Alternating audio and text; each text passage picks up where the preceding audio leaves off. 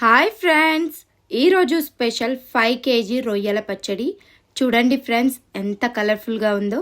Taste కూడా అంత బాగుంటుంది. ఎలా చేయాలో ప్రాసెస్కి వెళ్దాం. మార్కెట్లో 5 కిలోల రొయ్యల్ని తీసుకొని పొట్టు తీయించి రొయ్యలకి ఉన్న నరాన్ని తీయించి వాటర్లో 2 సార్లు కడిగి జాలి బుట్టలో వేసి పక్కన పెట్టుకోవాలి.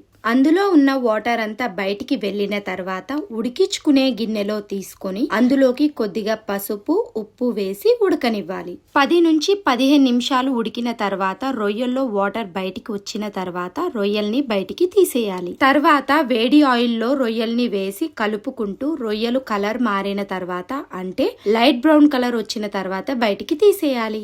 ఇలా అన్ని రొయ్యల్ని ఆయిల్లో వేసి లైట్ బ్రౌన్ కలర్ వచ్చిన తర్వాత బయటికి తీసేయాలి. తర్వాత అదే ఆయిల్లో ఇంట్లో పట్టుకున్న అల్లం వెల్లుల్లి పేస్ట్ వేసి కలుపుకుంటూ అల్లం వెల్లుల్లి పేస్ట్ కలర్ మారిన తర్వాత స్టవ్ ఆఫ్ చేసేయాలి. ఈ రొయ్యల్లోకి రుచికి తగినంత ఉప్పు, పచ్చడి మసాలాలు, కరివేపాకు పౌడరు, రుచికి తగినంత కారం, 1 కప్పు నిమ్మకాయ రసం పొయ్యాలి. రొయ్యల్లోకి మసాలాలు బాగా పట్టేంత వరకు కలిపి తర్వాత ఇందులోకి అల్లం వెల్లుల్లి పేస్ట్ మరిగించుకున్న ఆయిల్ చల్లారిన తర్వాత ఇందులోకి పోసుకొని బాగా కలుపుకోవాలి.